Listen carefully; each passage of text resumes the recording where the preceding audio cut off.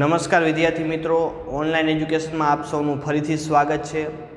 આજે આપણે વાત કરવાની છે આર્ગંડ આકૃતિની। તો કે આર્ગંડ આકૃતિ કોને કહેવાય?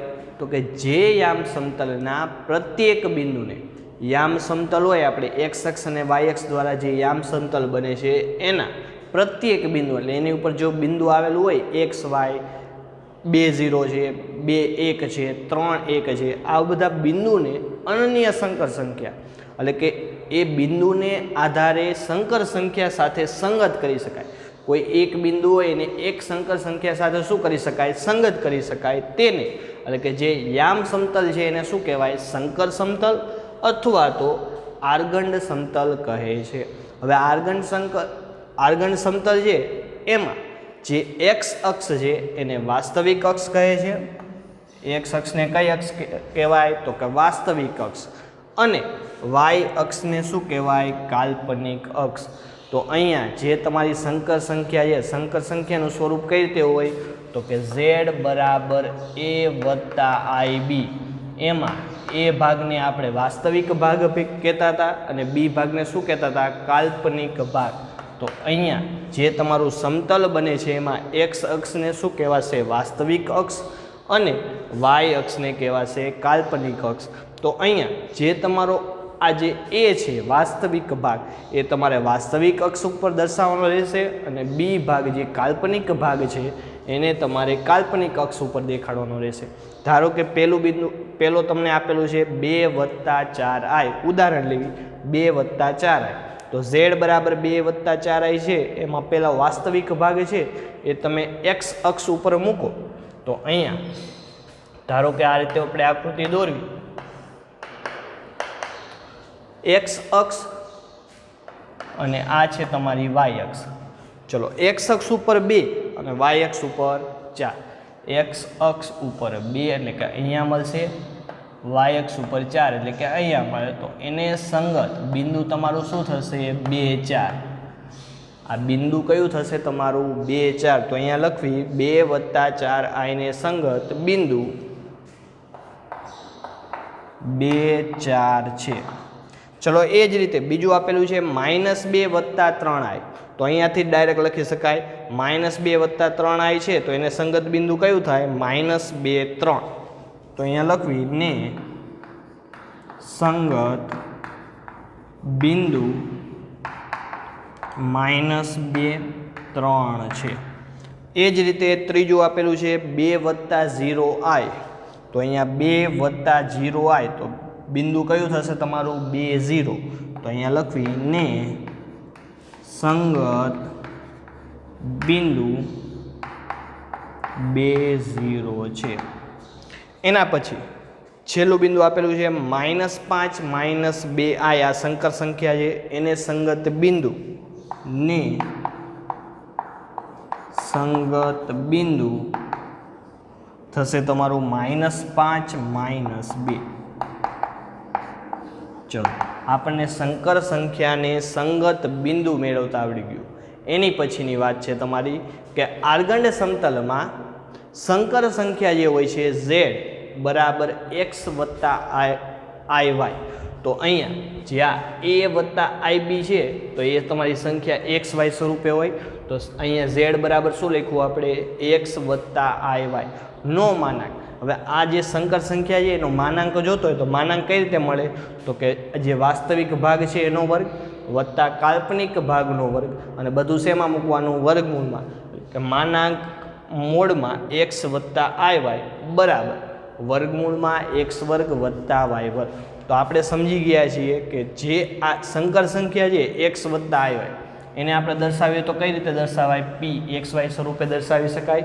એની પછી ઉગમ બિંદુ છે, ઉગમ બિંદુને શું કહેવાય? 0 0। અને ઉગમ બિંદુથી આ બિંદુ p નું અંતર આપણે સમજી ગયા છીએ ધોરણ 10ની અંદર કે કોઈ પણ બિંદુ p એક્સ વાયનું ઉગમ બિંદુથી અંતર જોતું હોય તો એનું સૂત્ર શું હતું આપણી પાસે? તો કે વર્ગમૂળમાં x વર્ગ વત્તા y વર્ગ। તો અહીંયા ઉગમ બિંદુથી બિંદુ p નું અંતર અને અહીંયા માનાંક વર્ગમૂળ x વર્ગ વત્તા y વર્ગ બંને કેવું મળે છે? સરખું મળે છે. તો એનો અર્થ શું થયો કે સંકર સંખ્યા z નો માનાંક વર્ગમૂળ x વર્ગ વત્તા y વર્ગ છે એ ઉગમ બિંદુથી p x y નું શું છે? અંતર છે. તો અહીંયા આપણે વાત સાબિત કરી કે અહીંયા જે p બિંદુ છે, અહીંયા જે સંકર સંખ્યા છે z બરાબર x વત્તા i y એનો માનાંક છે એ વર્ગમૂળ x વર્ગ વત્તા y વર્ગ છે, જે ઉગમ બિંદુથી બિંદુ p નું શું છે? અંતર છે. એની પછી x અક્ષ પરના બિંદુઓને સંગત સંકર સંખ્યા a વત્તા i0 સ્વરૂપમાં હોય છે. હવે x અક્ષ ઉપરના કોઈ પણ બિંદુ લઈ લો. અહીંયા ધારો કે બિંદુ છે, તો આ બિંદુ કયું થશે તમારું? તો કે 1 0, અહીંયા વાત કરવી તો 2 0, અહીંયા વાત કરવી તો 3 0. હવે આ 1 0 છે એને સંગત મારે સંખ્યા લખવી હોય, સંગત સંકર સંખ્યા, તો કઈ રીતે લખી શકાય? તો કે 1 વત્તા 0i લખાય. અહીંયા લખવું હોય શું લખાય? તો કે 2 વત્તા 0i. અહીંયા લખવું હોય તો 3 વત્તા 0i. તો આને મારે સ્વરૂપમાં લખવું હોય તો કઈ રીતે લખી શકાય? કે અહીંયા પાછળ તો 0i એમને એમ રહે છે, તો અહીંયા i0 લખવું એમને એમ, અને આગળની જે સંખ્યા છે એ તમારી બદલાતી રહે છે, એટલે કે a વત્તા i0 સ્વરૂપમાં હોય છે. એ જ રીતે y અક્ષ પરના બિંદુઓ, ચલો y અક્ષ ઉપરના કોઈ પણ બિંદુ લો. ધારો કે અહીંયા બિંદુ છે, તો આ બિંદુને આમ થશે 0 1, અહીંયા બિંદુ છે એના 0 2, અહીંયા બિંદુ છે એના 0 3. ચલો આને સંગત મારે સંકર સંખ્યા લખવી હોય તો શું થશે? અહીંયા તો કે 0 વત્તા 1i, અહીંયા લખવું હોય તો 0 વત્તા 2i, 0 વત્તા 3i. તો અહીંયા જે તમારો એક્સિયમ છે એ શું થશે? 0 થશે, અને i વાળું પદ તમારું મળશે. તો અહીંયા જો એ આમ તમારો 0 થઈ જશે, એટલે કે 0 વત્તા ib સ્વરૂપમાં હોય છે. આ થિયરી તમારે યાદ રાખવાની છે કે x અક્ષ પરના બિંદુને સંગત સંકર સંખ્યા પૂછે તો કઈ આવે તમારી? a વત્તા i0 સ્વરૂપ, અને y અક્ષ માટે પૂછે તો સંગત સંકર સંખ્યા શું થશે? તો કે 0 વત્તા ib સ્વરૂપમાં હોય છે. એની પછી થિયરી કે સંકર સંખ્યા z x વત્તા iy અને તેની અનુબદ્ધ સંકર સંખ્યા.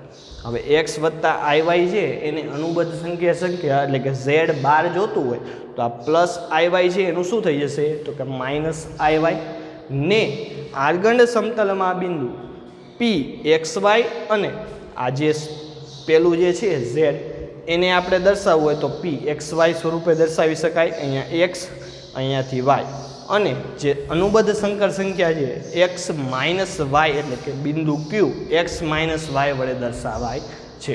અહીંયા આપણે દર્શાવી, ધારો કે p બિંદુ છે અહીંયા આવે છે x y સ્વરૂપે, અને એ જ રીતે q બિંદુ મારે દર્શાવવું છે x માઇનસ y, તો x એટલે કે અહીંયા જ આવશે, અને માઇનસ y ક્યાં આવશે? નીચે, એટલે કે અહીંયા q બિંદુ તમને મળશે x માઇનસ y, જે તમને ચોથા ચરણમાં મળશે.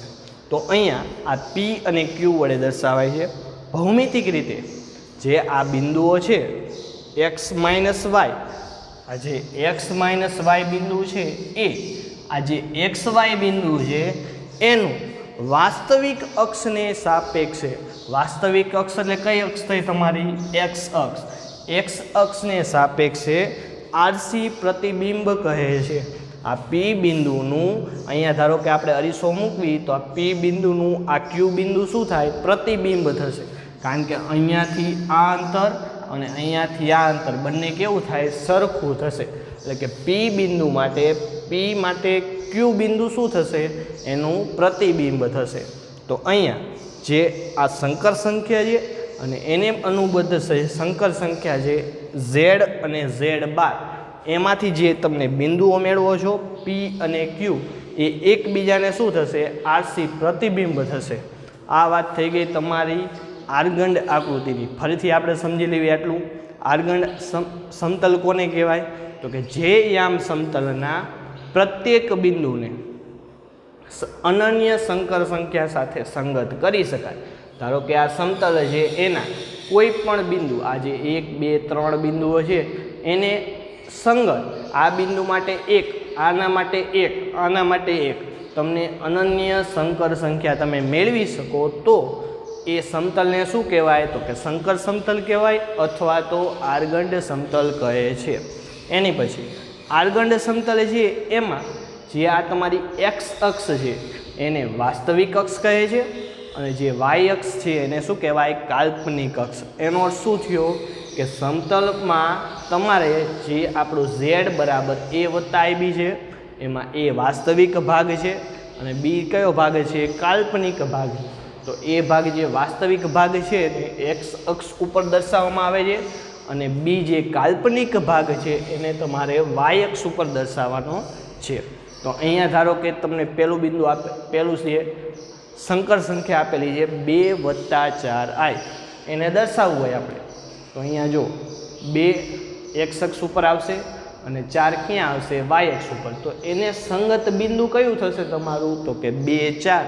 તો અહીંયા લખવી કે 2 + 4i ને સંગત બિંદુ 2 4 છે. એ જ રીતે -2 + 3i ને સંગત બિંદુ કયું થશે તમારું -2 3. 2 + 0i ને સંગત બિંદુ કયું થશે તમારું 2 0 અને -5 - 2i ને સંગત બિંદુ કયું થાય તમારું -5 - 2. આ સંગત બિંદુ મેળવું આપણે. એની પછીની વાત કે આર્ગંડ સમતલમાં જે સંકર સંખ્યા હોય છે ઝેડ એક્સ વત્તા આઈ વાય સ્વરૂપમાં હોય છે નો માનાંક. આનો જે માનાંક મેળવી આપણે માનાંક શું થાય વર્ગમૂળમાં એક્સ વર્ગ વત્તા વાય વર્ગ થાય. તો એ માનાંક છે એ ઉગમ બિંદુથી જે બિંદુ પી છે પી એક્સ વાય એનું શું દર્શાવે અંતર દર્શાવે છે. એ ઉગમ બિંદુથી પી એક્સ વાયનું શું દર્શાવે છે અંતર દર્શાવે છે. એની પછીની વાત કે જે એક્સ અક્ષ છે એના ઉપરના બિંદુઓ છે તો એક્સ અક્ષ પરના બિંદુઓને સંગત સંકર સંખ્યાઓ આ જે સંગત સંકર સંખ્યાઓ છે એને તમે કયા સ્વરૂપે દર્શાવી શકો તો કે a + i0 અથવા તો a + 0i સ્વરૂપમાં દર્શાવાય છે. એ જ રીતે વાય અક્ષ પરના બિંદુઓ વાય અક્ષ ઉપરના બિંદુઓ છે એને સંગત સંકર સંખ્યાઓ છે એને કયા સ્વરૂપે દર્શાવાય તો કે 0 + bi સ્વરૂપે દર્શાવાય છે અથવા 0 + ib સ્વરૂપમાં દર્શાવાય. આ બે વસ્તુ થઈ.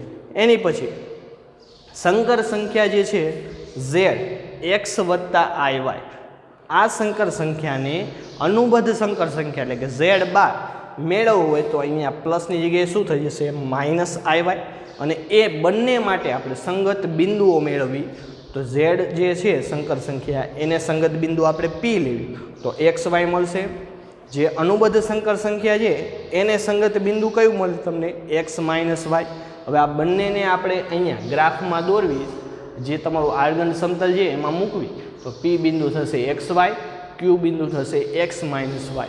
તો આ જે q બિંદુ છે x - y એ xyનું વાસ્તવિક અક્ષને આ જે q બિંદુ છે એ xyનું આ જે વાસ્તવિક અક્ષ છે એને શું છે તો કે પ્રતિબિંબ છે. પણ અહીંયા કયું પ્રતિબિંબ કીધું છે RC પ્રતિબિંબ કહે છે. જે x - y છે એ xyનું આ જે વાસ્તવિક અક્ષ છે એને સાપેક્ષે શું છે RC પ્રતિબિંબ છે. કારણ કે અહીંયા જો આ p બિંદુનું અહીંયા પ્રતિબિંબ પડતું હોય એવું લાગે છે તો અહીંયા આ બંને q બિંદુ છે એ p બિંદુનું શું છે પ્રતિબિંબ છે. તો આ વાત થઈ ગઈ તમારી આર્ગંડ આકૃતિની. ચલો એની પછી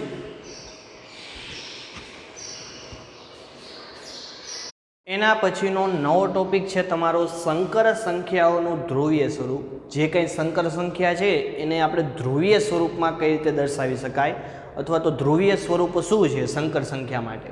તો એના માટે આપણે સૌથી પહેલાં ધારવી કે ધારો કે સંકર સંખ્યા z x + iy છે. હવે આ સંકર સંખ્યા જે z બરાબર x + iy છે એને સંગત કોઈક બિંદુ p છે જે તમને અહીંયા આકૃતિમાં દર્શાવેલું છે. તો આ x અક્ષ છે આ y અક્ષ છે અને આ બિંદુ p જે શું દર્શાવે છે તો કે z સંકર સંખ્યા દર્શાવે છે. એના માટે તો કે ધારો કે રેખાખંડ OP ની લંબાઈ r છે. આ જે O ઉગમ બિંદુ છે ત્યાંથી બિંદુ p નું લંબાઈ જે OP રેખાખંડ છે એની લંબાઈ કેટલી આપેલી છે તમને r આપેલી છે. તો આપણને ખબર છે કે ઉગમ બિંદુથી કોઈ પણ બિંદુ p હોય તો બિંદુ P XYનું તમારે અંતર જોતું હોય તો આપણે યામ ભૂમિતિમાં શીખી ગયા છીએ કે ઉગમ બિંદુથી કોઈ પણ બિંદુ P XYનું અંતર વર્ગમૂળમાં x વર્ગ વત્તા y વર્ગ થાય છે. તો એ ઉગમ બિંદુથી જે અંતર છે એ આ જે z છે એના માનાંક જેટલો થાય, એટલે કે વર્ગમૂળ x વર્ગ વત્તા y વર્ગ જેટલું થશે. તો r અને મોડ z બંને સરખું થશે. એના પછી OP એ x અક્ષની ધન દિશા સાથે થીટા માપનો ખૂણો બનાવે છે. આ જે OP રેખાખંડ છે એ આ જે x અક્ષ છે એની ધન દિશા એટલે આ તરફ, એ ધન દિશા સાથે કેટલા અંશનો ખૂણો બનાવે છે? તો કે થીટા માપનો ખૂણો બનાવે છે. અહીંયા જે આ થીટા ખૂણો અને r એટલે કે OP લંબાઈ, એટલે કે જે ઉગમ બિંદુથી બિંદુ P નું શું દર્શાવે? અંતર દર્શાવે છે. તો r થીટાને બિંદુ P ના ધ્રુવીય યામ કહે છે. જે r થીટા છે, જે P ના ધ્રુવીય યામ કયા થશે તમારા? તો કે r થીટા. તો r થીટા લખવાનું કઈ રીતે? r એટલે કે અંતર કયું? તો કે ઉગમ બિંદુથી જે કંઈ બિંદુ હોય P, અહીંયા બિંદુ P છે તો ઉગમ બિંદુથી બિંદુ P નું અંતર, અને આ જે x અક્ષ છે એનાથી આ જે બિંદુ P છે એનો ખૂણો એટલે કે થીટા. એટલે કે આ અંતર અને થીટા ખૂણો ને બિંદુ P ના શું કહેવાય છે? ધ્રુવીય યામ કહે છે. ધ્રુવીય શબ્દ માટે તમારે બે વસ્તુની જરૂર પડશે, એક અંતર r અને ખૂણો થીટા. અંતર r અને ખૂણો થીટા. અંતર ક્યાંથી? તો કે ઉગમ બિંદુથી બિંદુ P નું અંતર, અને થીટા ખૂણો ક્યાંથી? તો કે x અક્ષની ધન દિશા સાથે બનાવેલો ખૂણો થીટા. અહીં બિંદુ P માટે હવે આ બિંદુ P ના ધ્રુવીય યામ મળ્યા. હવે બિંદુ P ના યામ જોતા હોય એટલે આપણે x અને y ની કિંમત મેળવવી પડે. તો કે x અને y ની કિંમત મેળવવા માટે આપણે ત્રિકોણમિતિનો ઉપયોગ કરશું. ધારો કે અહીંયા બિંદુ O છે, અહીંયા બિંદુ P આપેલું છે તમને, અને બંને વચ્ચેનું અંતર કેટલું છે આપણી પાસે? r, અને x અક્ષ સાથે બનાવેલો ખૂણો તમારો થીટા છે. હવે બિંદુ P ના યામ તમારે x y મેળવવા હોય તો x અંતર એટલે કયું થશે તમારું? આ અંતર x થશે O થી અહીંયા સુધીનું. અહીંયા આપણે ધારો કે બિંદુ Q મૂકવી તો O થી Q નું અંતર x થશે, અને P થી Q નું અંતર શું થાય? y. હવે x આપણને ત્રિકોણમિતિનો ઉપયોગ કરી મેળવી તો x ની કિંમત થશે r cos થીટા અને y ની કિંમત થશે r sin થીટા. તો અહીંયા લખવી કે અહીં x બરાબર r cos થીટા અને y ની કિંમત શું થશે? r sin theta. તો અહીંયા z બરાબર x વત્તા i હોય, જે તમારું મેઇન સંકર સંખ્યા છે એની અંદર x અને y ની કિંમત મૂકી દેવી. x ની કિંમત થશે r cos થીટા વત્તા i એમને એમ, y ની કિંમત છે r sin થીટા. બંનેમાંથી r કોમન કાઢવી તો r કોમન કાઢ્યો એટલે કાઉન્સમાં શું વધે? cos થીટા વત્તા i sin થીટા. આ જે સૂત્ર છે તમારું z બરાબર r કાઉન્સમાં cos થીટા વત્તા i sin થીટા ને સંકર સંખ્યાનું ધ્રુવીય સ્વરૂપ કહે છે. આ તમારું મેઇન સૂત્ર છે, જેને સંકર સંખ્યાનું શું કહેવાય? ધ્રુવીય સ્વરૂપ કહે છે. જે આપણું મેઇન ધ્રુવીય સ્વરૂપ છે એ કયું આવશે? તો કે z બરાબર r કાઉન્સમાં cos થીટા વત્તા i sin થીટા. આ તમારે પાકું કરવાનું છે. ચલો આમાં જ્યાં r ની કિંમત શું છે? તો કે મોડ z એટલે કે અંતર બરાબર વર્ગમૂળમાં x વર્ગ વત્તા y વર્ગ. r અંતર એટલે કે મોડ z એટલે કે z નો માનાંક બરાબર વર્ગમૂળમાં x વર્ગ વત્તા y વર્ગ. આ એની કિંમત છે. અને જે તમારો થીટા છે, થીટા શું છે? એ z નો કોણાંક છે. જે આપણે ખૂણો છે એને શું કહેવાય? કોણાંક. કોણાંકને ઇંગ્લિશમાં કહેવાશે આર્ગ્યુમેન્ટ. તેથી જેને સંકેતમાં આર્ગ્યુમેન્ટ z વડે દર્શાવાય છે, એટલે કે arg z વડે દર્શાવાય છે. હવે આ z, આ જે થીટા છે એની કિંમત, તો કે થીટાની કિંમત -π થી π ની વચ્ચે, અહીંયા જો લેસ ધેન આપેલું છે, -π થી π ની વચ્ચે અને π હોઈ શકે છે. એટલે કે π લઈએ તો થીટાને z નો શું કહેવાય? મુખ્ય કોણાંક કહે છે. એટલે મુખ્ય કોણાંક એટલે કે પ્રિન્સિપલ આર્ગ્યુમેન્ટ છે, જેને આર્ગ્યુમેન્ટ ઓફ z વડે પણ દર્શાવાય છે. તો કે આ થીટાની કિંમત તમને ક્યાંથી ક્યાં સુધી મળશે? તો કે -π થી π સુધી અને π મળશે. આ વાત થઈ ગઈ તમારી સંકર સંખ્યાઓનું ધ્રુવીય સ્વરૂપ. ફરીથી સમજી લેવી આપણે તો કે સંકર સંખ્યા z બરાબર x વત્તા iy સ્વરૂપમાં હોય છે, જેને સંગત બિંદુ p વડે દર્શાવે છે. તો અહીંયા બિંદુ p વડે દર્શાવેલું છે. p બિંદુ કોને દર્શાવે છે તો કે સંકર સંખ્યા z ને. હવે એના માટે રેખાખંડ OPની લંબાઈ r છે. O થી p નું અંતર એટલે કે લંબાઈ કેટલી છે r છે.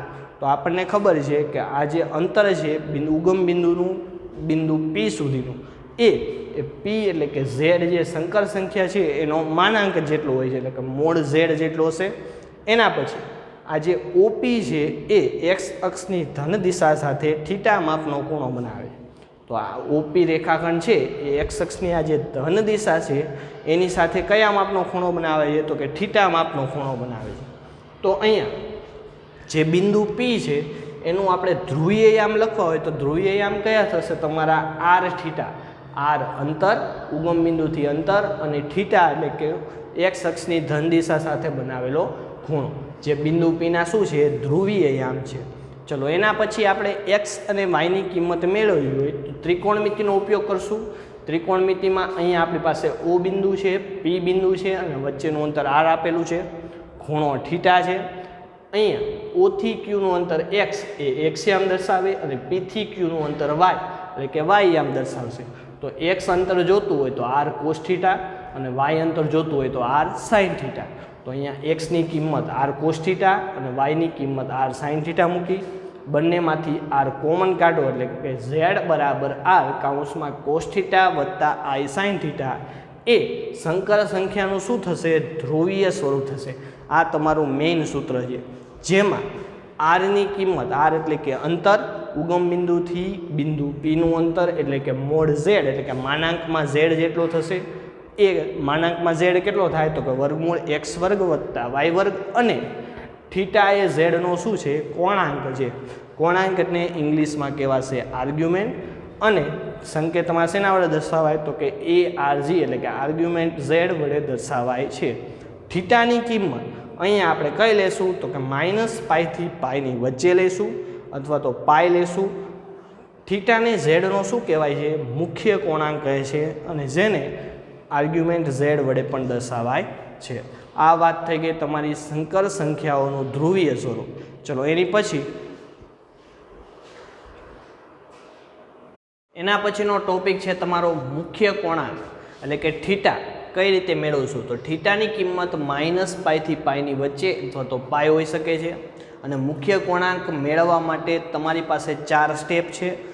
કોઈ પણ સંકર સંખ્યાનો મુખ્ય કોણાંક શોધવા માટે પહેલું સ્ટેપ, પ્રથમ તેને a વત્તા ib સ્વરૂપમાં દર્શાવો. જે કંઈ સંકર સંખ્યા આપેલી હોય એને જે તમારું સ્વરૂપ છે a વત્તા ib એ સ્વરૂપમાં લખવાનું છે.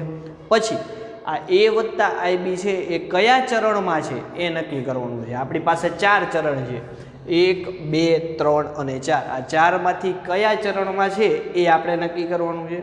એના પછી tan આલ્ફા, આ સૂત્ર છે tan આલ્ફા બરાબર મોડની અંદર માનાંકની અંદર ઇમેજનરી ઓફ z એટલે કે z નો ઇમેજનરી પાર્ટ એટલે કે z નો કાલ્પનિક ભાગ છેદમાં z નો વાસ્તવિક ભાગ. z નો કાલ્પનિક ભાગ એટલે શું થશે b, છેદમાં z નો રિયલ ભાગ એટલે કે વાસ્તવિક ભાગ થશે a એટલે કે માનાંકમાં b ના છેદમાં a મોડ પૂરો. આ સૂત્ર વડે આલ્ફાની કિંમત મેળવવાની છે તમારે. એટલે આ tan આલ્ફાનું જે સૂત્ર છે એની કિંમત મૂકીને અહીંયા કિંમત મૂકશો એટલે તમને શેની કિંમત મળશે આલ્ફાની કિંમત મળશે. આલ્ફાની કિંમત મળ્યા પછી તમારે સ્ટેપ 2 અને 3 આ જે 2 અને ત્રીજું સ્ટેપ છે, બીજું સ્ટેપ છે કયા ચરણમાં આવે અને ત્રીજું સ્ટેપ છે આલ્ફાનું મૂલ્ય. આ કયું ચરણ અને આલ્ફાનું મૂલ્ય એના ઉપરથી ઉપયોગ કરી ટેબલ પરથી થીટાની કિંમત મેળવો. આ જે તમારું ટેબલ છે એના ઉપરથી આપણે થીટા એટલે કે મુખ્ય કોણાંકની તમારે કિંમત મેળવવાની છે. તો આ ટેબલ જોઈએ આપણે તો કે ટેબલની અંદર પહેલાં આપણે ચરણ લખેલા છે. ચરણ કેટલા છે આપણી પાસે 4, 1 2 3 અને 4. ચારેય ચરણમાં x અને y ની નિશાની, x શું હોય y શું હોય. x પહેલા ચરણમાં x અને y બંને કેવું હશે ધન હશે, તો અહીંયા લખવી x અને y બંને ધન. બીજા ચરણની અંદર x ની કિંમત ઋણ હશે એટલે કે લેસ ધેન 0 અને વાયની કિંમત કેવી હશે તમારી પાસે ધન. ત્રીજા ચરણની અંદર એક્સ અને વાય બંને ઋણ હશે એટલે એક્સ 0 કરતાં નાનો હશે અને વાયની કિંમત પણ 0 કરતાં કેવી હશે નાની એટલે બંને કિંમતો તમારી ઋણ હશે. એના પછી ચોથા ચરણમાં એક્સની કિંમત ધન અને વાયની કિંમત કેવી હશે ઋણ હશે. ચલો આ વાત થઈ ગઈ તમારી એક્સ અને વાયની નિશાનીની કે જે તમારું ચરણ છે એમાં એક્સ અને વાયની નિશાનીઓ કઈ પ્રમાણે હશે. એની પછી કોણાંકની વાત કરવી, ખૂણાની વાત કરવી. તો આકૃતિ પહેલાં સમજવી. પહેલું ચરણ છે જો બિંદુ પી છે તમારું એક્સ વાય એ પહેલા ચરણમાં હોય તો પહેલા ચરણમાં હોય તો અહીંયા જે ખૂણો બને છે આલ્ફા, એ આલ્ફા અને થીટા બંને કેવું હશે સરખું હશે. જે અહીંયા તમે આલ્ફાની કિંમત મેળવો છો એ જ કિંમત કોની થશે થીટાની એટલે કે મુખ્ય કોણાંકની કિંમત થશે. અને પહેલા ચરણ માટે થીટાની કિંમત 0 થી લઈને π/2 સુધી હશે. તો કે થીટાની કિંમત પહેલા ચરણમાં શું હશે તો કે થીટા બરાબર આલ્ફા 0 થી π/2 એટલે કે થીટાની કિંમત 0 થી π/2 ની વચ્ચે હશે પહેલા ચરણની અંદર. ચલો બીજા ચરણની વાત કરવી તો કે બીજા ચરણની અંદર થીટાનું મૂલ્ય π/2 થી π ની વચ્ચે હશે. બીજા ચરણની અંદર જો બિંદુ P આવેલું હશે તો એના માટે થીટાની કિંમત π/2 થી લઈને ક્યાં સુધી હશે π સુધી હશે. અને એના માટે થીટાની મૂલ્ય શું થશે તમારું અહીંયા આલ્ફા તમારો થશે અહીંયા જે P બિંદુ છે એના માટે આલ્ફા ક્યાં બને અહીંયા બનશે. ચલો થીટા મેળવવો છે અહીંયાથી આખું માપ આ બાજુ તમે જશો એન્ટી ક્લોકવાઇઝ તો એન્ટી ક્લોકવાઇઝ એક્સ અક્ષથી આ બાજુ તમે માપ લો તો આખું માપ કેટલું થશે તમારું પાઈ. એ પાઈમાંથી આલ્ફા શું કરવાનો બાદ કરવાનો એટલે કે પાઈ માઇનસ આલ્ફા એટલે થીટાનું મૂલ્ય થશે પાઈ માઇનસ આલ્ફા. આ તમારું બીજા ભાગની વાત થઈ કે જે ચરણ 2 છે ચરણ 2 માં થીટાની કિંમત મુખ્ય કોણાંકની કિંમત શું થશે પાઈ માઇનસ આલ્ફા. એના પછી ત્રીજું ચરણ છે એમાં તો ત્રીજા ચરણની અંદર આપણે માપ અહીંયાથી માપવાનું થશે ક્લોકવાઇઝમાં. તો ક્લોકવાઇઝમાં માપ લેવામાં આવે તો આપણે આગલા ચેપ્ટરમાં તમે શીખી ગયા છો કે જો તમે એન્ટી ક્લોકવાઇઝ માપ લો તો એ પ્લસ મળે અને જે નીચેની તરફ માપ લો તો એ કયું મળે તમને ઋણ મળે. તો અહીંયાથી આટલું માપ થશે તમારું માઇનસ પાઈ માઇનસ આલ્ફા. જે આ પાઈ માઇનસ આલ્ફા છે એ જ મળશે માપ પણ તમને કેવું મળશે અહીંયા નીચેની તરફ ઋણ મળશે એટલે કે minus pi minus alpha minus pi minus minus plus alpha એટલે કે થીટાની કિંમત મળશે તમને આલ્ફા માઇનસ પાઈ. અને અહીંયા જે આ તમારું ત્રીજું ચરણ છે એમાં તમારી કિંમત જે થીટાનું મૂલ્ય છે એ કોની વચ્ચે આવશે તો કે માઇનસ π/2 અને અહીંયા માઇનસ પાઈ છે તો આની કિંમત તમને માઇનસ પાઈથી માઇનસ π/2 ની વચ્ચે મળશે કારણ કે અહીંયા ત્રીજા ચરણમાં જે થીટા છે એ તમારો કેવો મળશે ઋણ મળશે. એની પછી ચોથા ચરણની વાત કરવી તો ચોથા ચરણની અંદર અહીંયા મળશે આલ્ફા માઇનસ પાઈ. એના પછી ચોથા ચરણની અંદર બિંદુ P જો ચોથા ચરણમાં હોય તો ચોથા ચરણમાં જે આલ્ફા છે અહીંયા જે તમને મળશે એ આલ્ફા મળશે પણ થીટાની કિંમત કેવી મળશે માઇનસ આલ્ફા માટે મળશે કારણ કે અહીંયા તમે આ બાજુ માપ લો છો નીચેની તરફ તો નીચેની તરફ માપ કેવું હોય તમારું ઋણ હશે તો અહીંયા થીટાની કિંમત કેવી મળશે તમને માઇનસ આલ્ફા. અને આ થીટાની કિંમત ચોથા ચરણમાં છે તો અહીંયા માઇનસ π/2 આવશે અને અહીંયા આવશે 0. તો કે થીટાની કિંમત આપણને ક્યાંથી ક્યાં સુધી મળે તો કે માઇનસ π/2 થી 0 મળશે. તો અહીંયા તમારે મેઇન વસ્તુ 4 યાદ રાખવાની છે. સૌથી પહેલાં પ્રથમ ચરણમાં થીટા આલ્ફા મળે, બીજા ચરણમાં થીટા પાઈ માઇનસ આલ્ફા મળે, ત્રીજામાં થીટા આ ઊંધું કરી નાખવાનું આલ્ફા માઇનસ પાઈ મળે અને ચોથા ચરણમાં થીટા આનું ઊંધું માઇનસ આલ્ફા મળે. પહેલું અને ચોથું ચરણ બંને ઊંધું છે. અહીંયા આલ્ફા મળે તો અહીંયા શું મળે માઇનસ આલ્ફા, અહીંયા પાઈ માઇનસ આલ્ફા મળે તો અહીંયા શું મળે આલ્ફા માઇનસ પાઈ. આ તમારે ચારે ચરણ માટે ક્રમમાં યાદ રાખવાનું છે. ફરીથી પહેલા ચરણ માટે થીટા બરાબર આલ્ફા, બીજા ચરણ માટે થીટા બરાબર પાઈ માઇનસ આલ્ફા, ત્રીજા ચરણ માટે થીટા બરાબર આલ્ફા માઇનસ પાઈ અને ચોથા ચરણમાં થીટા બરાબર મળશે માઇનસ આલ્ફા. આનો ઉપયોગ તમારે ક્યાં કરવાનો છે તો કે મુખ્ય કોણાંક મેળવવા માટે. તો મુખ્ય કોણાંક મેળવવાના 4 સ્ટેપ કયા? તો સૌથી પહેલું કે જે તમને સંકર સંખ્યા આપેલી હોય એને તમારે a વત્તા ib સ્વરૂપમાં દર્શાવવાની થશે. આ તમારું પહેલું સ્ટેપ. બીજું સ્ટેપ શું કે જે a વત્તા ib છે એ કયા ચરણમાં છે એ નક્કી કરવાનું છે. પહેલું, બીજું, ત્રીજું કે ચોથું કયા ચરણમાં છે એ નક્કી કરવાનું એ બીજું સ્ટેપ છે તમારું. ત્રીજું સ્ટેપ શું છે કે આલ્ફાની કિંમત મેળવવાની. પણ આલ્ફાની કિંમત આપણને કઈ રીતે મળે તો કે tan આલ્ફાના સૂત્ર ઉપરથી કે tan આલ્ફા બરાબર માનાંકની અંદર ઇમેજનરી ઓફ ઝેડ એટલે કે ઝેડનો ઇમેજનરી પાર્ટ એટલે કે કાલ્પનિક ભાગ એટલે કે બી છેદમાં ઝેડનો રિયલ પાર્ટ એટલે કે વાસ્તવિક ભાગ એ એટલે કે માનાંકની અંદર બીના છેદમાં એ તમારું સૂત્ર થશે. શેના માટે તો કે આલ્ફા શોધવા માટે. આ સૂત્રનો ઉપયોગ કરી આલ્ફાની કિંમત મેળવવાની. આ તમારું ત્રીજું સ્ટેપ છે. હવે બીજું અને ત્રીજું સ્ટેપનો તમને જવાબ મળી જાય એના ઉપરથી તમારે આ જે કોષ્ટક છે, ટેબલ છે, એનો ઉપયોગ કરીને તમારે થીટાની કિંમત મેળવવાની છે. થીટાની કિંમત અહીંયા તમને 4 અલગ અલગ મળશે. પહેલા ચરણ માટે થીટા બરાબર આલ્ફા મળશે. બીજા ચરણમાં થીટાની કિંમત પાઈ માઇનસ આલ્ફા મળે. ત્રીજા ચરણમાં થીટાની કિંમત આલ્ફા માઇનસ પાઈ મળે. અને ચોથા ચરણમાં થીટાની કિંમત મળશે માઇનસ આલ્ફા. તો આ તમારે કોષ્ટક અને એના આ જે 4 નિયમ છે તમારે કે કોણાંક શોધવા માટેના 4 નિયમો એ તમારે લખવાના છે તમારી બુકમાં. તો અહીંયા આપણે જે આજે થિયરી સમજ્યા છે એ તમારે તમારી બુકમાં વ્યવસ્થિત સારા અક્ષરે લખવાની છે અને ઘરે બેઠા આ સૂત્રોની તમારે તૈયારી કરવાની છે. અસ્તુ. જય ગુરુદેવ.